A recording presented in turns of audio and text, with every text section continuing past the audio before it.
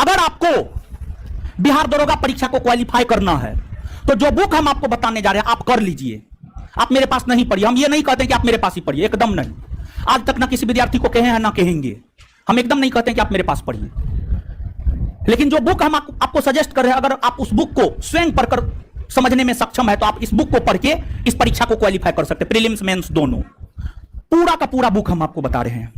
सबसे पहले प्रीलिम्स और मेंस दोनों का तो सिलेबस सेम ही है, करंट और मैथ रीजनिंग में अलग है। तो बुक देखिए, मार्केट में बहुत सारा बुक उपलब्ध है, लेकिन जहां तक हमने देखा है बुक के संदर्भ में हम आपको सब्जेक्टिव, ऑब्जेक्टिव, प्रीलिम्स, मेंस,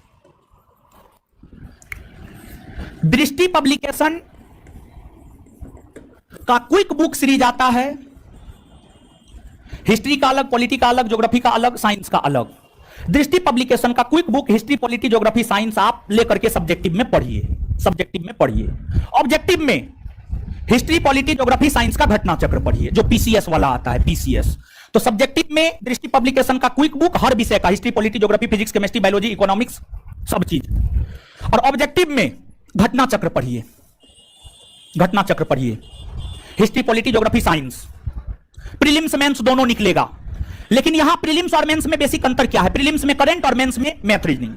तो प्रीलिम्स में जो करंट पूछता है, करंट के लिए आप क्या करेंगे? करंट के लिए आप मासिक पत्रिका पढ़ेंगे। 3 पत्रिका का नाम हम आपको बता रहे, तीनों में से कोई भी एक आप पढ़ सकते हैं। प्रतियोगिता दर्पण मासिक पढ़ सकते हैं, क्रॉनिकल मासिक पढ़ सकते हैं, दृष्टि करंट अफेयर मासिक पढ़ सकते हैं। इन तीनों में से कोई एक, तीनों नहीं, तीनों में से कोई एक मासिक, और वो भी पूरे साल भर का पढ़ना होगा।